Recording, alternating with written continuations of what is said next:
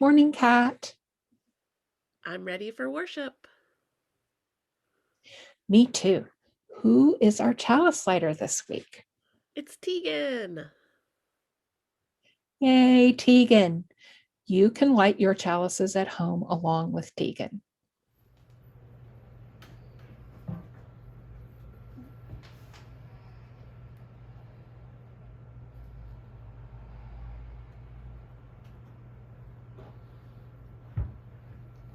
You light this chalice to write Unitarian Universalism. This is the Church of the Open Mind. This is the Church of This is the Church of the Lone Heart. This is the Church of the Helping Hand.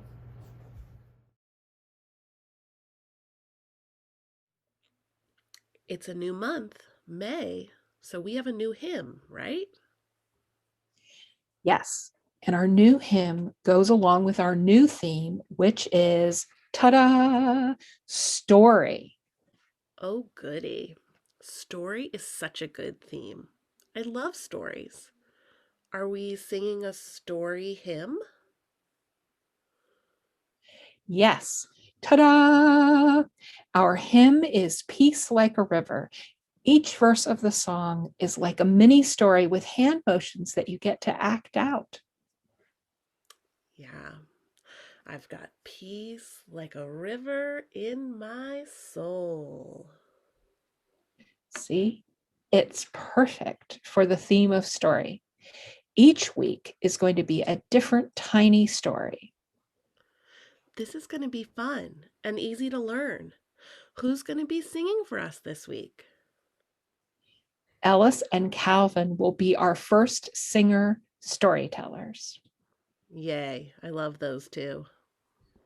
I've got peace like a river. I've got peace like a river. I've got peace like a river in my soul, in my soul. I've got peace like a river. I've got peace like a river. I've got peace like a river in my soul.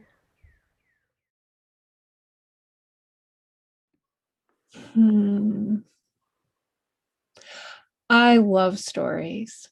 Funny stories, happy stories, scary stories, exciting stories. I love stories too. Stories about being brave, stories about making mistakes, stories about having adventures, and stories about love. Stories are fun, but did you also know that they were also important? Important? How? You know how we hear stories over and over and they get into our minds and our hearts. They get into our souls, even. And then stories remind us. They remind us of who we are, who we can be, what is possible. I like that. I've never really thought about a story as a reminder before. Hmm. Speaking of reminders, that reminds me we should check the Wonder Box.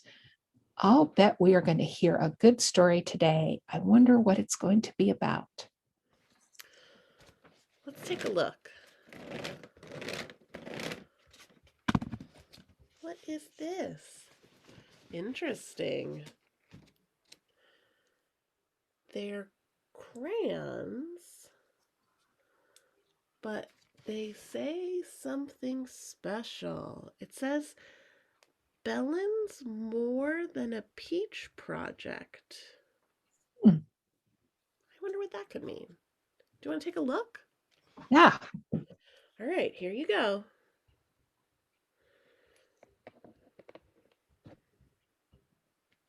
Hmm. Nice look. Well, look, this one matches my skin color. Kind of cool. I wonder what the story behind these crayons are. Me too. Here's the story. Hi, my name is Bella, and I'm the creator and founder of the More Than Peach Project. I'm 9 years old, and I'm the first crayon activist.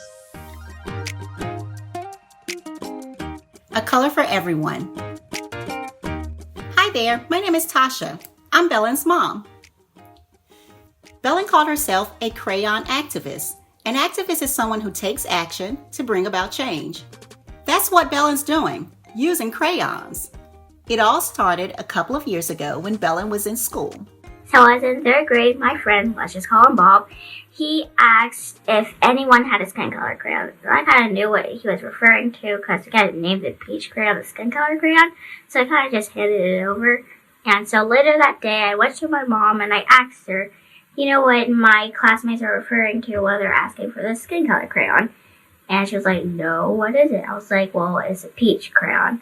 So she said, well, our skin color is brown, so how about you hand them the brown crayon next time? I said, no. Instead, I'm going to ask her which one, because it could be a number of any beautiful colors. And that's when her More Than Peach project was born. Bellen started donating packs of multicultural crayons in lots of different skin tones, not just peach. More Than Peach is basically about letting kids be kids and making sure they have the best options and just giving them options that actually match them and represent them. It's important to Bellen that everyone feel included and respected, and that no one is ever judged on the way they look. It's happened to her before. So there's this kid in my class, and he says, my skin color is like sand, and your skin color is like dirt. And I'm just like, why is dirt the first thing that comes to your mind? Like, it can be chocolate or something. Bellen's mission? To get kids crayons that represent them and to change the way people think about skin color. It all started that day in third grade. So I call myself the crayon activist because I'm changing the language one crayon at a time. So first I changed the language in my classroom, and then I decided to start changing the language around like Loudoun County and around the United States. It wasn't long before Bellen's project started to take off. The packs became so popular that she now sells them online to people across the country and all around the world. Bellen's 4 brothers, her dad and I, all pitch in to help keep up with the demand. We are just an assembly line, so like one does this and the other does this. My goal is to do 30 packets in like, let's say 30 minutes. I have like my brothers helping out making the packets for my dad. And we just shipped out a packet to Australia. Bellen has gotten so many great responses from people everywhere, and she loves hearing from other kids. My favorite things that someone said to me or something like that is probably just saying you're my hero, because it lets me know that I'm doing the right thing.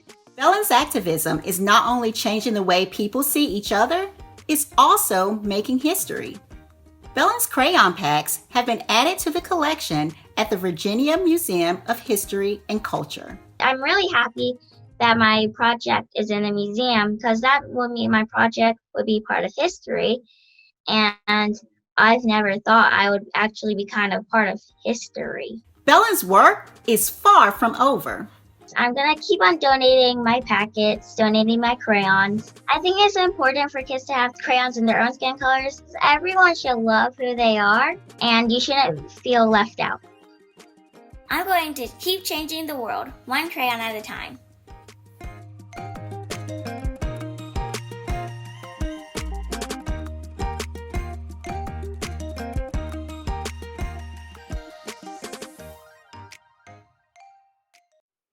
How cool!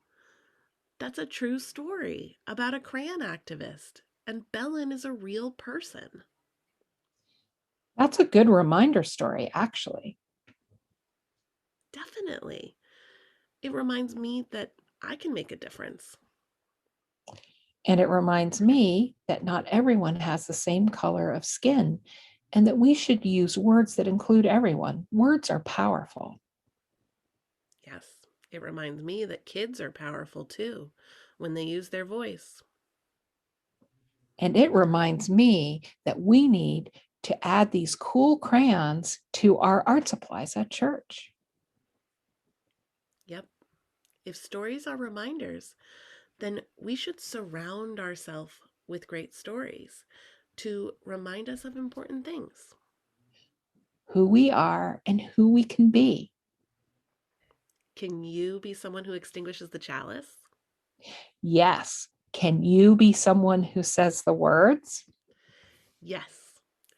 We extinguish this flame, but not the light of truth, the warmth of community, or the fire of commitment. These we carry in our hearts until we are together again.